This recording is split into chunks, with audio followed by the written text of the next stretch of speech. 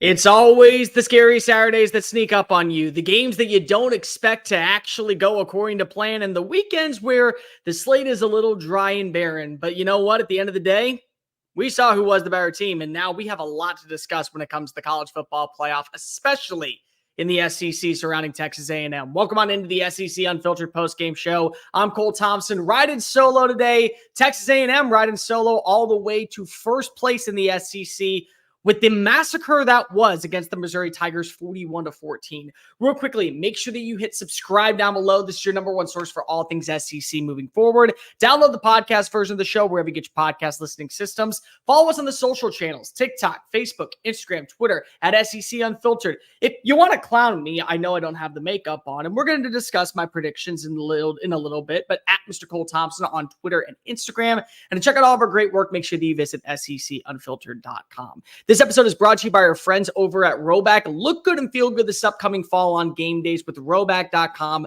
when you use the promo code SECU for 20% off your first purchase. We got the fall weather turning the corner. You're going to want to be dressed to nines. You want to make sure that you have the right pullover, the right shirts, the right attire. Do so at RHOBACK.com. 20% off when you use the promo code SECU.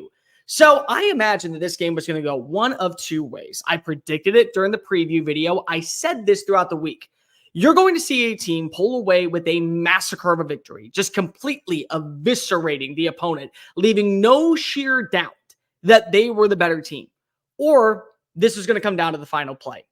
Here's the sad part where I seemed to made a mistake. I said that was going to be Missouri. Thought no shot, coming off of a bye week, coming off of a week to regroup, finding a way to be able to kind of hitch your wagon to hitting the reset button. I thought Missouri would be able to handle it. Nope. And I know that there are a lot of Mizzou faithful that watch this channel because of yours truly is a Mizzou bandwagoner for 2024. You're getting no sympathy from me. I was lucky enough to cover Texas A&M up close and in person the last 4 years, throughout the trialing times of the Jimbo Fisher era, throughout the daunting days of where games that you thought should have been won were classed out of the hands, really because of insufficient play calling and minor mistakes that never should have been the case. That was the most complete performance I have seen from Texas A&M start to finish. Not only that, it was the largest margin of victory against a top 10 team, 31 points in Texas A&M history. And I think that we can all agree that we know the reason why. Because the anchor being that was the only positive of the Jimbo Fisher era is back down at College Station where he belongs. Mike Elko secures not only his biggest win since joining the Aggies, but now everyone is paying attention. As we always do on this channel, we start off with the winners. We work our way over to the losers. Texas A&M came prepared. And I know that we could talk about Connor Wegman. Don't worry, we'll get there. But it didn't matter if Marcel Reed was playing. It didn't matter if Connor Wegman was playing. It didn't matter if Jalen Henderson decided to come on out there and get a couple passes in. The way that Texas A&M looked today, that's a performance that would have beaten most opponents in the SEC. Clear, concise, consistent, and it started from the jump. Big time pass breakup against the OEs on a fourth down conversion. We'll get into the penalties in a little bit. I promise you, Mizzou fans, I promise you, A&M fans, we'll talk about it. But that was a tone setter. That was the way that you want to start the game. Afterwards, Connor Wegman, kind of going into the week, no idea if he was going to play, got cleared at the right time, was told at the very beginning of the day on SEC Network from Mike Elko, he's going to start. You see why you started him. So I remember last week we were talking a lot about what this team was going to be if they had to turn to Connor Wegman. And I said, well, you know what you got in Marcel Reed. Let's see what number 15 can do when he's fully healthy. You got a 3-0 start without him. You feel really confident in yourself. Let's just see what Connor Wegman is. What Connor Wegman is the difference maker on you being a good bowl team and a tough out in the SEC and making the college football playoff. That's what he is. As perfect as you could imagine in clear, concise consistency, being able to dial up scheme after scheme after scheme. I was totally wrong. Did not think he was a good fit for Colin Klein's system. Colin Klein shut me up today. That's the only way that you can describe it. 18 of 22, 276 passing yards, 6 plays of over 25 yards down the field. And it's not just Connor Wegman. It's also the way these wide receivers decided to deliver. Everyone stepped up. Noah Thomas had 3 catches for 65 yards, including a 29-yard grab. He bulldozed over Toriano Pride at one point. You also saw the consistency from Jabari Barber. Had a phenomenal day. Thor had a good day. Terry Busey led the team in receptions with 76 yards. And also, you kind of saw what that defensive background does for you, especially when you have ill-advised throws. Because Toriano Pride was about ready to make a pick and turn momentum back in favor of the Tigers in the second quarter. But no, here instead comes Terry Busey showing why he was one of the best athletes in the state of Texas and why he is going to be a difference maker for the long haul in College Station. They were consistent on third down. You were able to see the running game finally pick up some new speed. You finally were able to see this offense be able to get that new wagon. You see what Le'Veon Moss and Amari Daniels could do. They controlled the tempo. They controlled the rhythm. They had an identity that was unstoppable and pretty much unrecognizable for A&M fans over the last 4 years, especially after what we saw in 2020. But it was exactly what was needed. It's a statement win. And the biggest thing of all is that momentum is a funny thing, ladies and gentlemen. Momentum is one of those things that can drastically change and alter the course of your season.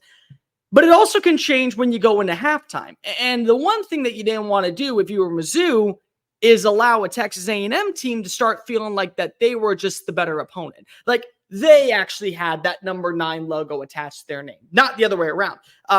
76-yard touchdown to begin the opening drive in the third quarter from Le'Veon Moss, who, by the way, was always going to be the starting running back. Not Reuben Owens, not Amari Daniels, number 8. And the 8 ball went ham. It was a beautiful performance. There was no doubt in your mind. A&M could have allowed 21 points in the second half. And much like we said after the Florida game, you would have gone and said, you know what? Nah, never out of way. Never out of way. 305 to 79 total yards in differences between the first half. That's kind of it. That's the storyline itself. And then first play in that third quarter, don't take your foot off the gas. Realize we're not going to be the Texas A&M of old. The version that you saw of Texas A&M today is the one that has been sustainable. And it's the one that many people, yours truly, Josh Pate, countless others have talked about with Texas A&M. Texas A&M can be a good program. Many people don't want to believe it because they haven't been able to do it at this point. They haven't been able to live up to those expectations of 10-win seasons, consistent success on the recruiting trail, number 1 recruiting classes that punch out college football playoff appearances. So those around the SEC who don't truly realize what Texas A&M has at its disposal think that A&M is always an overrated team. They're just a team that puts the wagon in front of the horse. And I will be the first to admit, I've done it multiple times. I've done it countlessly, saying that Texas A&M needs to accept that this is a win, but not get too big for its britches. Can't get too big for its overall ego. And unfortunately, we've seen it in the past. They find a way to get a win over Alabama, the number 1 team in the country, storm the field after Seth Small drills a field goal, yet struggle against the Mississippi State squad that had no business being in that game to begin with. That's Texas A&M of old. It's not anymore. Much like with the Jimbo Fisher departure and paying $76 million, I think that many A&M fans at this point truly believe it was worth every penny because of the culture has been changed. Never once did you see A&M take its foot off the gas. Never once did you see A&M feel like that they were allowing an opponent to come back in. They played a physical brand of football. They played a consistent brand. And more importantly, they played a brand that is sustainable in the SEC. And good morning to those who are just joining us and those who are watching away this weekend. Oklahoma, Texas, Kentucky, anybody who might eventually have to play Texas A&M. They saw that version. Good luck. If that's the version of Texas A&M that takes the field every single week after their bye, you're in a lot of trouble. In fact, you're in more trouble than I think that people want to actually admit. Now, let's talk about Missouri. You know, for Missouri, this is really painful because it's not the same as what we saw last week down in Oxford. So down in Oxford, we saw an Ole Miss team find a way to fumble the bag against Kentucky. Really solid defense, no offensive game plan, no identity that seemed to be able to take kind of that new stride. And we kind of said to ourselves, well, unfortunately, we're going to watch as now at this point, maybe Ole Miss was a little exposed. We're going to find out exactly who Ole Miss is. Unfortunately, we found out who Mizzou was today. We did. Mizzou was coming off of a bye week. Mizzou also had back-to-back struggling performances where the penalties started to pile up on them, where consistently we saw them give up to mobile quarterbacks. Consistently, we saw this team allow explosive plays when they probably shouldn't have, whether it was Thomas Castellanos, whether it was Diego Pavia, and they went down to double overtime and needed a field goal to stray to the left for them to get a win, them to get a surefire, secure win for that matter as well. That's how you felt. Well, unfortunately, they had the bye week and 2 weeks to prepare for this game, and it didn't look like it. Yes, we can talk about the penalty. I'm going to be completely real, and I think many A&M fans know this. I am somewhat of a bandwagoner, at least for 2024, when it comes to Mizzou. That play against Will Lee was a flag. That play against Will Lee on 4th down was a flag. 100% was. That should have been a personal foul. That should have been a 15-yard gain. That should have been Theo Wees finding his way into the end zone, or at least 3 points. Here's where I'm going to side now with A&M because we got that out of the way. It didn't matter. It never mattered. It was never going to be the case. You never found a life on offense. Luther Burden, every single time that he touched the football, one of two things happened. They either were able to capitalize, they were able to be consistent, take him immediately out of the play where it was 3rd down, or penalties. And the penalties galore. Ladies and gentlemen, let me just remind you that 2 touchdowns in this game were called back and 14 points were taken off the board because of ill-advised moments by Missouri. Not Texas A&M. Not Texas A&M giving up an explosive play. Not Texas A&M fumbling the bag. Or not Texas A&M pulling you down for a 15-yard penalty that wasn't called. No, it was Missouri finding a way to shoot themselves in the foot. It was as bad as a start as you could imagine. Brady 6 for the first 22 minutes. 0 for 6 on 3rd down. One first down in the first 22 minutes of action. The next first down came on a 15-yard penalty because of a flag against the Texas A&M defender. And they never were able to just get off the mat. 75-yard touchdown called back for an illegal formation. Brady Cook finds a way to deliver the run of a lifetime. Yes, this is the moment where we get to see the game that we were promised. We get to see the matchup that was supposed to be. Oh, wait, no, an illegal man downfield. 15-yard penalty. Let's go ahead and call it back and run it again. Punt, punt, punt. Disaster of a play. Disaster of a play. Touchdown, and now you have to go for it on 4th down. Will Lee, remember him? Yesterday, there was a rumor, a viral photo that went around the internet saying that he delivered a blanket to Theo Wees, just as a reminder of what happened last year when they played Kansas State, and that he was going to blanket him. And then Theo Wees decides to show up to the facility this morning wearing said blanket, wearing said facility. And unfortunately, nothing actually came of it. Will Lee, for my money, was the player of the game. Because if you want to talk that mad crap, you're allowed to talk it as long as you back it up. That's what we saw on this field today. 1 touchdown pass allowed. And it was busted coverage where Theo Wees was able to waltz on in for an easy 6 points. But at that moment, it didn't matter. At that moment, it wasn't the case. And at that moment, A&M fans already knew they were in the making for a field day. That's what you saw, ladies and gentlemen. Never a doubt in mind. Never a case where you figured maybe things could swing in favor of Mizzou. Never that. And honestly, I don't know what's worse. The fact that Brady Cook never got comfortable. The fact that Texas A&M was able to corral and make time and time after play after play. The fact that we were able to finally see this Missouri roster kind of show its flaws. Or more importantly, Texas A&M showed its true colors. Or was it the crowd atmosphere? People don't realize Kyle Field went humming. 11 a.m., 2:30 in the afternoon, 7:45 at night, 11:30. There have been games that late out in Aggieland. When that place is shaking, you could feel the vibrations coming from the concrete. And that place in the final drive still had the aura, the momentum, the persona. What makes the 12th man one of the most toxic environments in a good way in all of college football? The more physical team looked more physical. The more balanced team looked more balanced. And the team that has the better quarterback, I hate to say this, Brady Cook, I really do, but the team that had the better quarterback came out on top today. And just for good measure, on the final drive, Texas A&M's defense, which needed to get back to its wrecking crew style underneath Mike Elko, which was the main reason why they hired him over any offensive guru in the game these days, decided to get one final stop at the 5-yard line. 6 straight plays where they couldn't punch it in, and lo and behold, you settle for a field goal just for the over to hit. At least if you took the over, Mizzou fans can be happy about that. That's really it. Now, what does this mean for the future of the college football playoff? Real quickly, though, let's talk about my prediction, because I know there's going to be many people in the chat who watch this now or are watching this later on tonight and are going to go ahead and say, well, Cole picked Mizzou.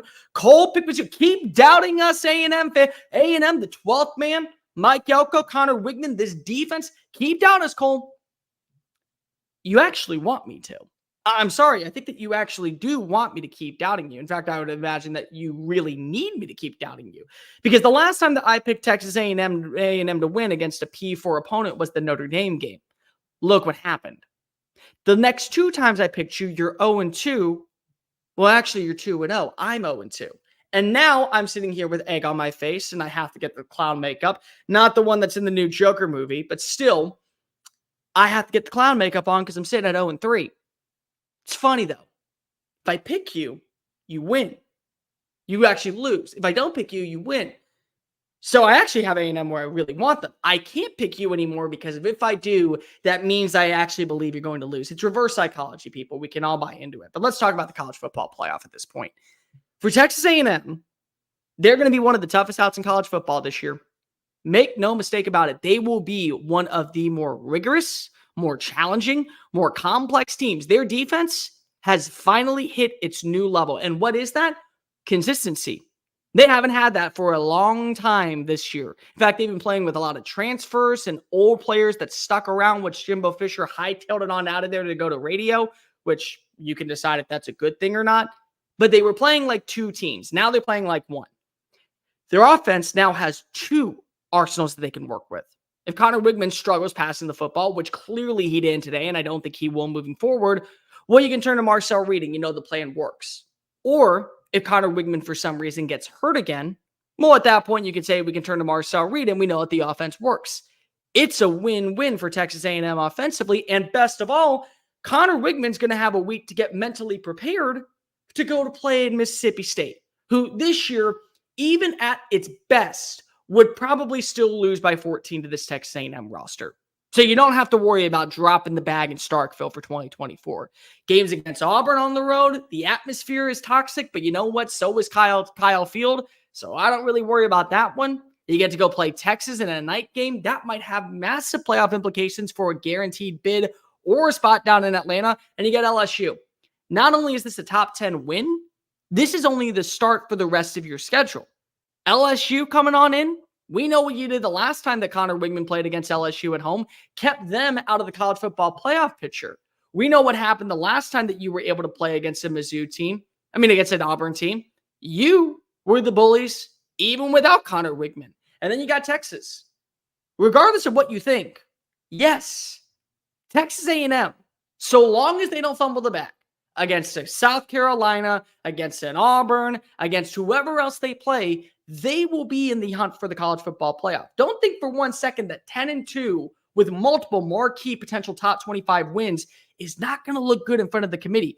And also, what's really important here is that Notre Dame loss doesn't seem so daunting anymore, because a week later they dropped the bag to NIU, and NIU keeps playing around with all these mid squads in the MAC conference to where that doesn't hurt them either.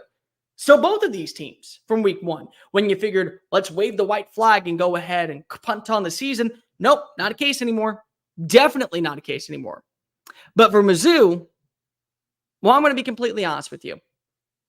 I can't judge you just off of one game, and I'm not. A loss today is a loss today, and it's horrible. The problem is that you looked awful at times against Boston College. You walked away with the win. The problem is you went to double overtime against Vanderbilt, who knows what they're going to look like today against Alabama. You squeaked by with a win. Every game from here on out, if you go 10-2, does not guarantee you a spot in the playoff. Your schedule was made for you to lose one game and still feel content. That's in 3 weeks against the University of Alabama, coming off of their matchup in the third Saturday in October. That was the game that you were allowed to lose and people wouldn't judge you for. Now, not only do you have to win and get a marquee win, you have to win with style points. You can't afford to be this team that just squeaks on by against Arkansas or barely pulls it out against Auburn or finds a way to make this thing interesting down to the wire with Oklahoma. You got to win with consistency. You got to win with balance. You got to show that this performance will be left on the radar. And you might need the marquee win against Alabama just to guarantee that at 10-2, you're in the playoffs. Because it's not enough. It isn't. Losing to Texas A&M may at the end of the year look great, but also A&M has to do its job by keeping on the momentum and winning each game. You can't lose to a South Carolina because of what happens if you do, but you beat Bama and then South Carolina loses to Wofford.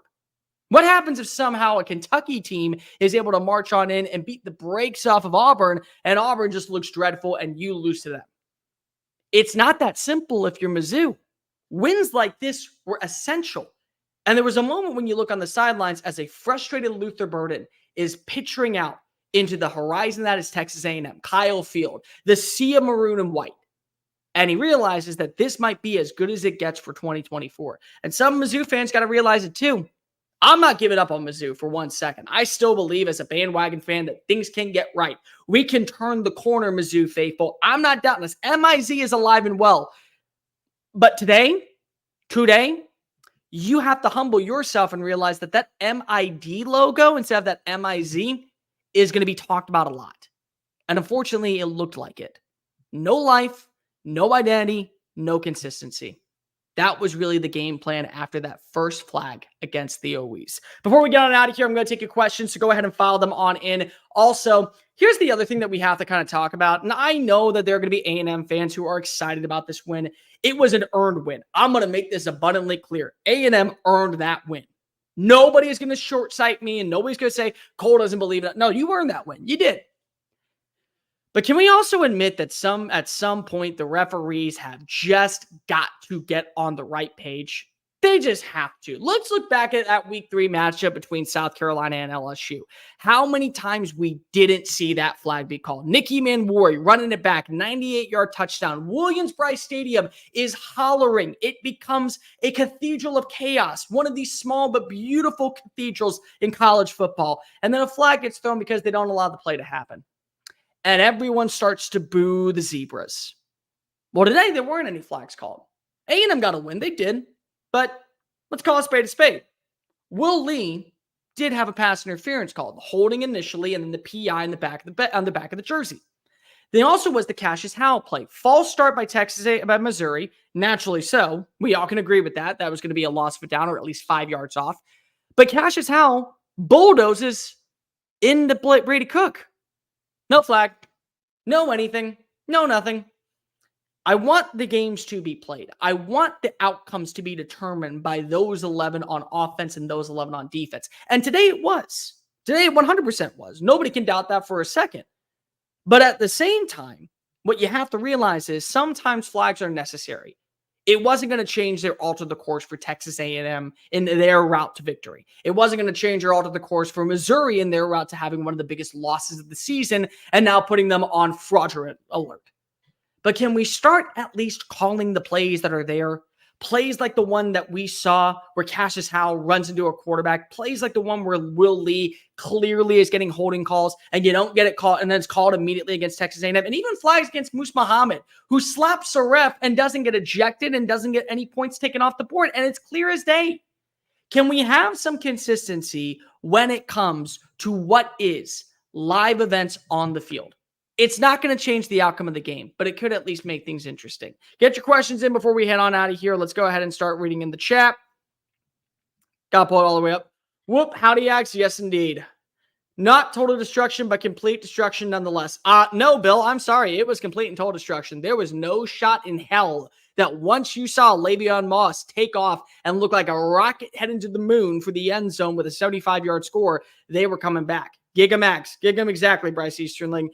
Go Hogs. Mark, we're going to talk about the Hogs later tonight. Will they be one of these teams that pulls off the upset on a scary Saturday and maybe somewhat exposes Tennessee? My personal opinion, I didn't get to do that game. I don't think so, but nobody knows. Sandman, we all knew Mizzou was mid. Right now, they kind of look like it. Not a top 15 team. They're not Sorry, they were number 9 for me in my poll last week. They're going to probably be number 21 at best, and they're going to have to earn those wins moving forward. Gig'em, now y'all are forced to recognize us, enjoy that L. You are. And every team that plays Texas A&M moving forward has to realize them. If they don't, sorry, I don't know what else to tell you. You got to figure out a way to do it. Carson Shaw, I want to find that T-sit that said we'd lose by 20. No idea who it was, but I'll tell you what, I did think you were going to lose this game. I was wrong. So, Carson, from my heart, I apologize to you. Sorry about that. What happened to Drinkerwood Soldiers, bro? I have no idea. Bad Gumps. I wish I did. I'm still an Eli Drinkerwood's believer, but I don't think I can actually defend him on this one. Bad communication, bad offensive consistency, bad overall feel. Never was there a moment where this game felt like it was close. I believe the butt whooping Auburn is about to get is worse than Ole Mizzou. Yeah, it is, but that's not kind of the case. Texas, okay, we can't talk about that one. MIC winning 24-27. I had them winning 28-20, so I thought this was going to be at least a blow. I didn't think it was going to blow out, but I thought it would be a lot closer. Yeah, I have no idea what they did during the bye week either. Bye, Petrino as offensive coordinator didn't hurt A&M either. It didn't hurt A&M. Having a guy like Connor Wigman, but I will say this. Wigman's had now 4 offense coordinators. Can we talk about that for a moment? Wigman's now had 4 different play callers if you really include the other guy that was working alongside with Jimbo Fisher and Daryl Dickey. He's had 4 different guys running the offense at once, and now he is just figuring it out. Got to give credit where credit's due. Looking the part, seeming consistent, putting together drives, didn't find the end zone. That's the only negative part that you can have. But honestly, when you rush it 5 times, I think that you're good. I don't think many people will complain 5 rushing touchdowns and seeing a combination of Amari Daniels and Lavian Moss, who were always going to be your top 2 tailbacks, kind of continue that pathway.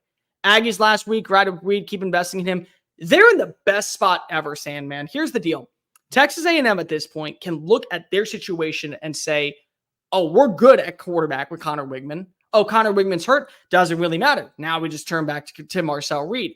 Connor Wigman struggling? Okay, it doesn't really matter. Now we just turn back to Marcel Reed.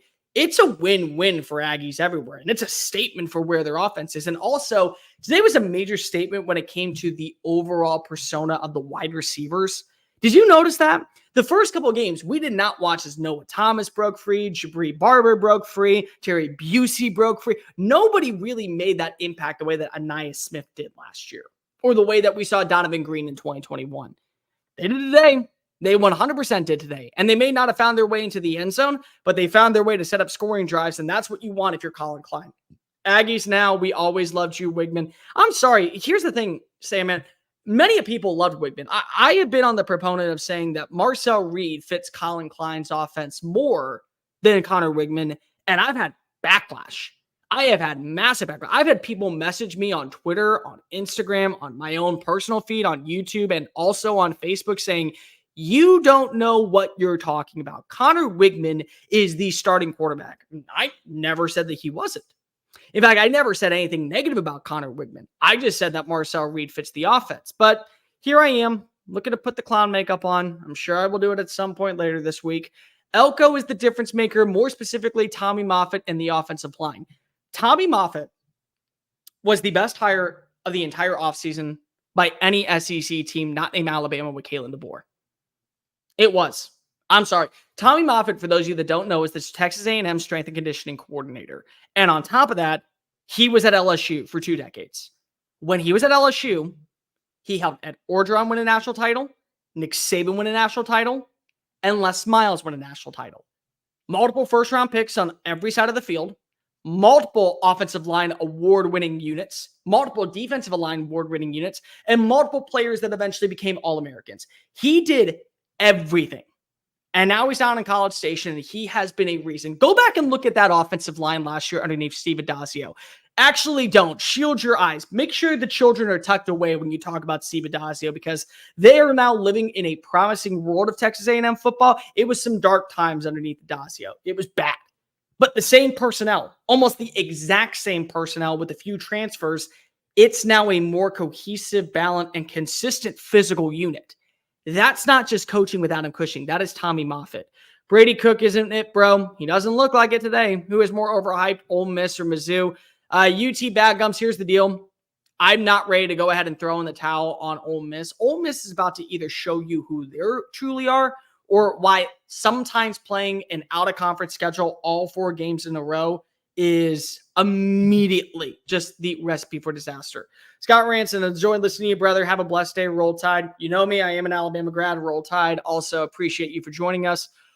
Grant, Ole Miss, about to get even more exposed. Here's the deal, Grant. We are going to be going live later on. In fact, actually, after the South Carolina game, we will be going live. Depending on what we see from Ole Miss, we're either going to bash them to oblivion, nonstop make fun of Lane Kiffin, and basically start praising Shane Beamer like he is the second coming of college football Jesus, or we're going to have to see a reality that is actually Ole Miss just wasn't waking up for it. Takeda, pitiful. It was a very pitiful performance. RIP Mizzou. Remember when Missouri fans were crazy about Oklahoma 2 weeks ago saying, welcome to the SEC, and they got decimated by the 25th ranked Aggies? Jesse, there are 3 truths here. The first one is, how impressive was the Sooner Magic being able to join alongside with the SEC? Because many people didn't want to believe it. Sooner Magic is a very powerful force.